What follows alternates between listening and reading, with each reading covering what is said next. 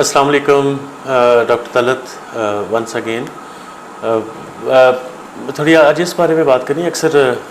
Families आती हैं और इवन अभी थोड़ी देर पहले एक फैमिली मेरे पास आई थी यहाँ इस्लामाबाद से, और वो मुझसे क्वेश्चन कर रहे थे कि कोई ऐसी हैंडी टिप्स हों जो हम उस वक्त इस्तेमाल कर सकें जब नशे का मरीज़ अभी घर में होता है, और उसको घर में ही हम हैंडल करने के लिए हमें कुछ ऐसे मशवरे दे दिए जाएँ, कोई ऐसी बात कर दी जाए जो हम उस पर अप्लाई करें और हमें कुछ रिज़ल्ट्स मिलें। तो मैं उनको भी यही बता रहा था, और फिर मैंने सोचा कि क्यों ना इसको हम अपने सोशल मीडिया पे और अपने यूट्यूब चैनल पे भी अपलोड करते हैं, ताकि बहुत सारे लोग जो यहाँ नहीं पहुँच सकते, या बहुत सारे लोग जो सोशल स्टिग्मा होने की वजह से नशे के जो मर्ज़ में मुब्तला तो हैं लेकिन रिहैब सेंटर्स को कांटेक्ट नहीं कर सकते। तो मैं फैमिली को भी यही बता रहा था, और अभी भी यही मैंने शेयर करना था कि कोई ऐसी टिप्स नहीं होती कि जिस पे हम नशे के मरीज़ को घर पे ही हैंडल करने की तरफ कोशिश शुरू कर दें, लेकिन कुछ ऐसे बिहेवियर्स होते हैं एज ए फैमिली मेम्बर्स जिन पे अगर हम काम करें तो हमें कुछ बेहतर रिज़ल्ट मिलने शुरू हो जाते हैं। तो अभी आज की वीडियो में ये शेयर करने हैं, और हमारी कोशिश होगी कि साथ साथ बुलेट पॉइंट में भी वो आनी शुरू हो जाए पॉइंट्स, ताकि अगर आप नोट करना चाहें तो वो भी आसानी हो जाएगी। तो जब हम नशे के मरीज़ को घर पे डील कर रहे होते हैं तो हमें जो फर्स्ट टिप कह लें या फर्स्ट एडवाइस कह लें, वो ये है कि जब हमारा मरीज़ इंटॉक्सिकेटेड हालत में होता है, जब उसने नशा किया हुआ होता है, तो उस वक्त उसके साथ आर्ग्यूमेंट्स नहीं करते, और उसके पीछे बड़ी साइंटिफिकल वजह भी होती हैं। क्योंकि अगर मिसाल ले लें कि एक अल्कोहलिक हैं और वो शाम को ड्रिंक करना शुरू करते हैं और वो लेट नाइट तक ड्रिंक करते हैं, और वो घर भी बहुत लेट आते हैं, उनके बच्चे भी उनका इंतज़ार करते करते सो चुके होते हैं,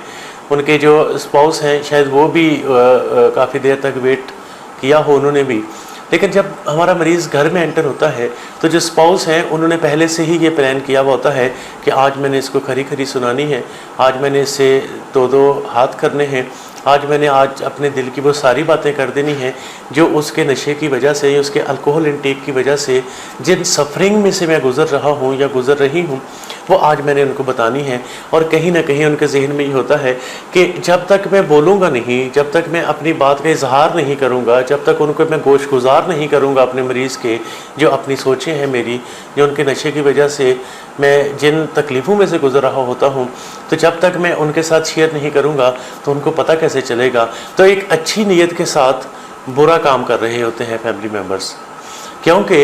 एक हमारा मरीज़ जो इंटॉक्सिकेटेड है, उसकी एग्जेक्टिव फंक्शनिंग जो ब्रेन की है, जो उसके समझने और चीज़ों को अच्छे तरीके से परखने की सलाहियत है, वो नशे की वजह से कंप्रोमाइज़ हो चुकी होती है। और हम उसके साथ जब बहस में पड़ते हैं तो उस बहस का कोई अच्छा नतीजा नहीं निकलता, और ज़्यादातर या तो लड़ाई हो जाती है, या हमें मरीज़ के हाथों बाज़ दफ़ा कुछ गलत लफ्ज़ सुनने को मिल जाते हैं, अब्यूज़िव लैंग्वेज सामने आ जाती है, या बाज़ पेशेंट ऐसे होते हैं जो फिज़िकली हिट भी करते हैं घर वालों को जब वो इंटॉक्सिकेटेड हालत में हों।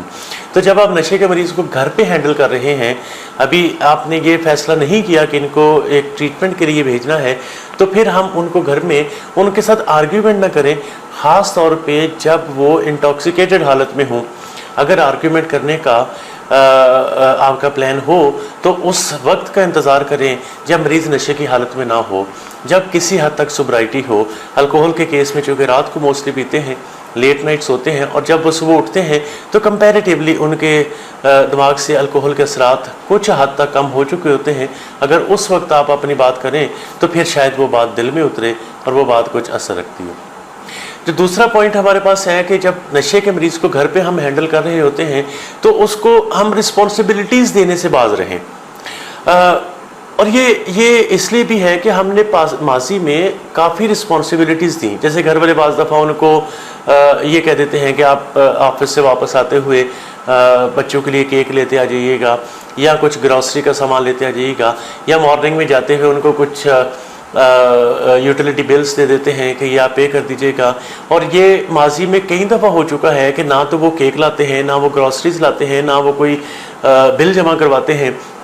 اور وہ بل بعض دفعہ ڈیو ڈیٹ جو ہے وہ بھی پاس ہو جاتی ہے اور نیکسٹ منتھ پھر بل لگ کے آ جاتا ہے، اور اس وقت جب ہم پیشنٹ سے بات کرتے ہیں تو وہ الٹا ہم سے ناراض ہونا شروع ہو جاتے ہیں۔ تو کیوں نہ ہم ایز اے فیملی ممبر اپنے مریض کو ذمہ داریاں نہ دیں جب وہ ایکٹیولی ڈرگز لے رہے ہیں،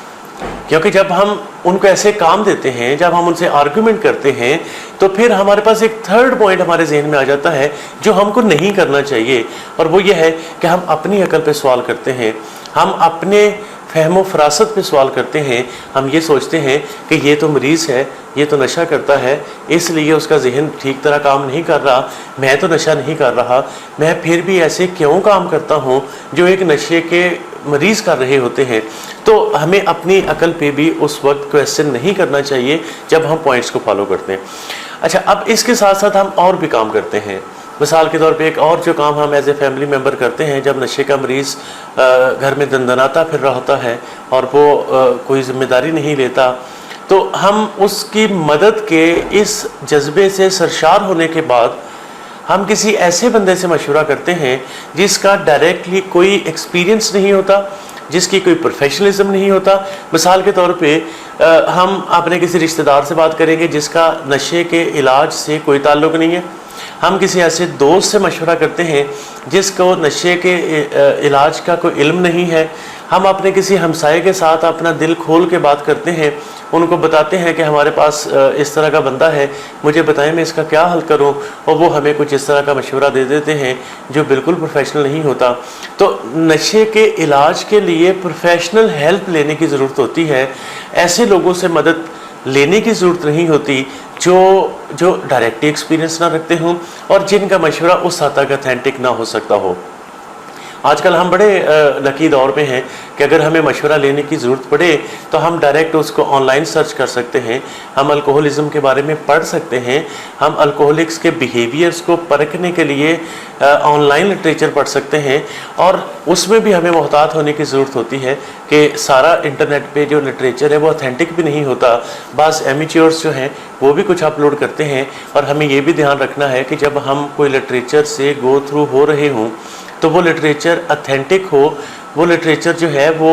کسی اسکالر نے لکھا ہوا ہو، یا اور بڑا آسان ہے کہ آپ کسی ریہیب سینٹر کی ویب سائٹ پہ جاتے ہیں، وہاں موسٹلی لٹریچر جو ہے وہ ریسرچ بیسڈ ہوتا ہے اور وہ ہمیں ہیلپ کر سکتا ہے۔ تو ہمیں پیشنٹ کے ساتھ آرگومنٹ میں نہیں پڑھنا ہوتا جب انٹاکسیکیٹڈ ہوں، ہمیں ان کو ذمہ داریاں نہیں دینی ہوتی کیونکہ وہ ذمہ داریاں پوری نہیں کرتے، ہمیں اپنے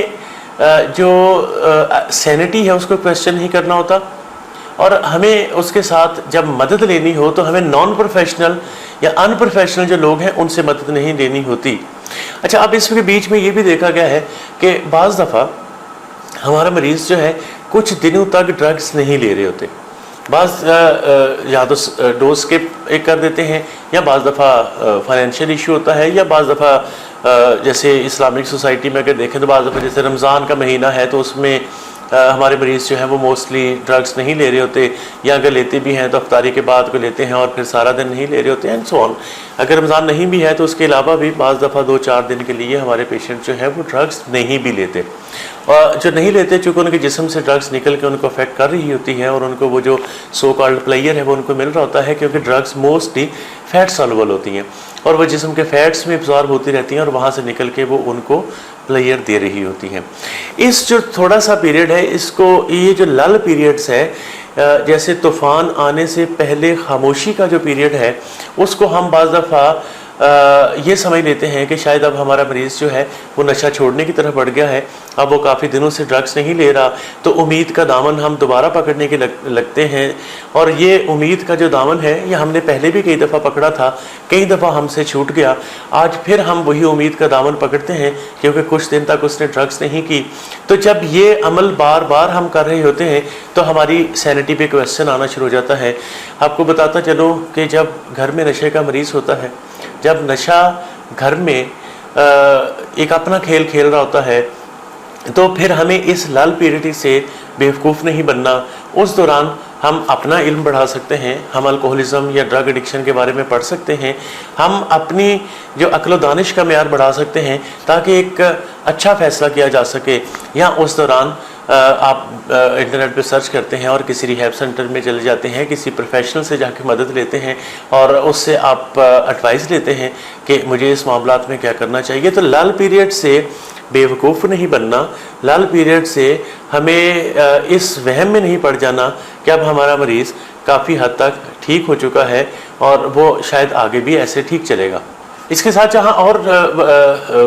جو ہم ٹپس دینا چاہتے ہیں ایسی فیملی ممبرز کو جو نشے کے مریض کے ساتھ گھر میں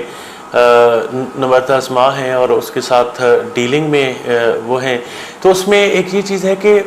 ہمیں اپنے پیشنٹ کے ساتھ جو ہے وہ بڑے محتاط انداز میں ہمیں اپنی انفارمیشن بھی شیئر کرنی ہوتی ہیں. ہمیں اپنے دل کی بات تو کرنی ہے, لیکن جیسے پہلے بات ہوئی کہ ہم ان کو اس وقت ان سے بات کریں گے کہ جب وہ انٹاکسیکیٹڈ نہیں ہوں گے, جب وہ اس طرح کے کسی معاملے میں نہیں پڑ رہے ہوں گے. تو پھر اس میں ساتھ ساتھ ہمیں یہ بھی دیکھنا ہے کہ ہمارا مریض جو ہے وہ چاہتا ہے کہ اس کو پروٹیکشن ملے, وہ چاہتا ہے کہ جب وہ انٹاکسیکیٹڈ ہو تو اس کو ساتھ مدد کرنے والے ہوں. بعض لوگ ایسے ہیں گھر میں جیسے ڈرنکنگ کی ہیبٹ میں اور گھر میں ڈرنکنگ کر رہے ہیں,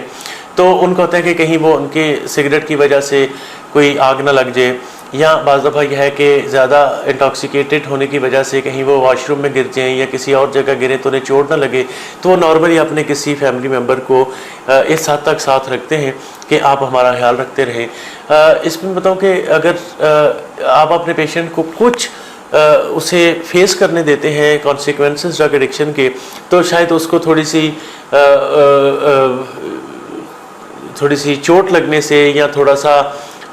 اس کو امبیرس ہونے سے شاید کچھ حد تک اس کو فیصلہ کرنے میں مدد ملے کہ میرا نشے کی وجہ سے سارے معاملات ٹھیک نہیں ہیں, اور وہ اپنی تھوڑی ذمہ داریاں پوری کرے. تو ہم جو انڈیو پروٹیکشن میں جاتے ہیں مریض کے لیے کہ ہم اس کے بہاف بعض دفعہ ایکسکیوزز بھی بناتے ہیں, اس کو انڈیو پروٹیکٹ کرتے ہیں, تو ہمیں اس سے بھی رکنا ہے. مثال دیتا ہوں میں کہ جیسے ہم ایکسکیوزز بناتے ہیں کہ اب ایک صاحب ہیں وہ الکوہل لیتے ہیں گھر میں اور صبح آفس سے لیٹ ہو جاتے ہیں, اور ان کی وائف جو ہے وہ آفس فون کر کے بتاتی ہیں کہ جو صاحب ہیں ان کی آج طبیعت خراب ہے اور وہ تھوڑا لیٹ آئیں گے آفس. یا آفس والے اگر فون کرتے ہیں تو ان کو کوئی نہ کوئی بہانہ کر دیتے ہیں کہ آج ہمارے گھر میں یہ مسئلہ ہے. تو ہمیں ایکسکیوزز نہیں بنانے, ہمیں اپنی آخرت نہیں بگاڑنی, ہمیں مریض کے بہاف جھوٹ نہیں بولنے. مریض کی جو سب سے اچھی مدد ہو سکتی ہے وہ اس کو ایک اچھا علاج فراہم کیا جا سکتا ہے. جو اس کی سب سے اچھی مدد ہو سکتی ہے وہ اس کو رسپانسبلٹیز نہ دے کے ایک احساس دلایا جا سکتا ہے کہ آپ کسی رسپانسبلٹی دینے کے قابل نہیں رہے. یہ نہیں کہ وہ انسان برے ہیں, ہم بات کر رہے ہیں ڈیزیز کی, ہم بات کر رہے ہیں اس انٹاکسیکیشن کی جو وہ مٹیریل اپنے اندر اڈیل لیتے ہیں اور اس کے بعد وہ کسی کام کے قابل نہیں رہتے. تو ہم ان کو احساس دلانا چاہ رہے ہیں, ایز اے انسان ہم ان کو برا نہیں کہنا چاہ رہے, نہ ہی وہ برے ہیں. ایک بیمار ہو جانا ایک اور چیز ہے, ایک جو انسان ہونے کے ناطے ان کی عزت ہے اس کا احساس ہمیں رکھنا ہوتا ہے. تو جب ہم اس کو اپنے پیشنٹ کو ذمہ داریاں نہیں دیتے تو ہم اس کو احساس دلا رہے ہوتے ہیں کہ بھائی صاحب آپ کسی ذمہ داری کے قابل نہیں ہیں. جب ہم اس کے لیے ایک پروفیشنل ہیلپ لیتے ہیں اور ان پروفیشنل لوگوں سے مدد نہیں لیتے تو ہم ایک پازیٹیو سٹیپ کی طرف بڑھتے ہیں. جب ہم اس سے آرگیومنٹ نہیں کرتے جب وہ انٹاکسیکیٹڈ حالت میں ہو, اور اس وقت بات چیت سٹارٹ کرتے ہیں جب وہ اس کا نشہ کسی حد تک اتر چکا ہو, تو یہ ہم اس کی مدد کر رہے ہوتے ہیں. جب ہم اپنی عقل کو سوال نہیں کرتے اور ہم پراپر انفارمیشن گیدر کرتے ہیں انٹرنیٹ کے تھرو یا کسی پروفیشنل کے تھرو, تو ہم اپنے مریض کی مدد کر رہے ہوتے ہیں. میرے پاس ایک فیملی آئی اور انہوں نے کہا کہ کوئی ایسی ٹپ جو آج ہم گھر جا کے اپنے مریض پہ اپلائی کر سکیں. تو میں نے انہیں کہا کہ آپ نارملی, چونکہ انہوں نے ہسٹری میں بتایا کہ نارملی وہ خاتون کیا کرتی کہ وہ اپنے خاوند کو, چونکہ وہ بیڈ پہ بیٹھ کے رات کو ڈرنکنگ شروع کرتے, اٹھ کے جب لیٹر آن جب وہ واش روم جاتے وہاں گر جاتے تو وائف ان کو ٹانگوں سے پکڑ کے کھینچ کے اور بیڈ پہ ڈالتی, اور جب وہ صبح اٹھتے تو انہیں یہ لگتا کہ میں بیڈ پہ بیٹھ کے ڈرنکنگ شروع کی, بیڈ سے ہی میں صبح اٹھا ہوں. تو جب ان کی وائف ان سے بات کرتی کہ رات کو آپ واش روم میں گر گئے تھے, تو وہ اکثر اپنے وائف کو یہ الزام دیتے تھے کہ آپ جھوٹ بولتی ہیں, آپ میرے اوپر الزام لگاتی ہیں اور آپ اینڈ سو آن بہت ساری باتیں کر دیتے. تو میں نے کہا کہ آج آپ جب گھر جائیں اور رات کو جب صاحب ڈرنکنگ کرنا شروع کریں اور آپ اپنے دوسرے کمرے میں جا کے سو جائیے گا، اور اگر وہ واش روم میں گر جاتے ہیں تو لیٹ ہم be there for till morning. تو جب وہ وہاں پڑے رہیں گے اور صبح اٹھیں گے، جب وہ واش روم سے اٹھیں گے تو ان کو کچھ اندازہ ہونا شروع ہوگا کہ میں نے ڈرنکنگ تو بیڈ سے شروع کی، یہ کیا چمتکار ہو گیا کہ میں بیڈ پہ بیٹھ کے ڈرنکنگ کروں اور اٹھوں واش روم سے. تو جب وہ صبح واش روم سے اٹھے تو انہوں نے وائف سے جا کے کہا کہ میں واش روم میں کیسے گرا. تو وائف نے بتایا کہ روز ہی یہ ہوتا تھا، پہلے تو میں آپ کو کھینچ کے لا کے بیڈ پہ ڈالتی تھی، لیکن آج میں نے آپ کو اس لیے یہ موقع دیا کہ آپ وہاں پہ رہیں تاکہ آپ کو صبح اٹھ کے کچھ اندازہ ہو کہ حالات اتنے نارمل نہیں ہیں. آپ کی الکوہل انٹیک جو ہے یہ لمٹس کراس کرتی جا رہی ہے، آپ الکوہلک ہو چکے ہیں اور آپ الکوہلزم میں ہیں، آپ کو مدد کی ضرورت ہے اور آپ بھی کسی ریہیب سینٹر سے کانٹیکٹ کریں اور مدد لیں. تو جب یہ تقریباً میں نے آپ کو 8 ٹپس بتائی ہیں، تو جب یہ 8 ٹپس پہ ہم کام کرنا شروع کرتے ہیں تو ہمیں کافی حد تک اپنے مریض کو ہینڈل کرنے میں فائدہ ہوتا ہے. اور اس میں صرف ان چیزوں کو اپلائی نہیں کرنا ہوتا، بیچ میں مدد لینی ہوتی ہے، اور آپ کسی بھی قریبی ریہیب سینٹر سے رابطہ کر سکتے ہیں تاکہ آپ کو پروفیشنل ہیلپ مل سکے. مزید اس کے لیے اور ٹپس کے لیے ہمارا آپ یوٹیوب چینل جو ہے وہ سبسکرائب کر سکتے ہیں تاکہ آپ کو اور مزید مدد ملے. Thank you very much.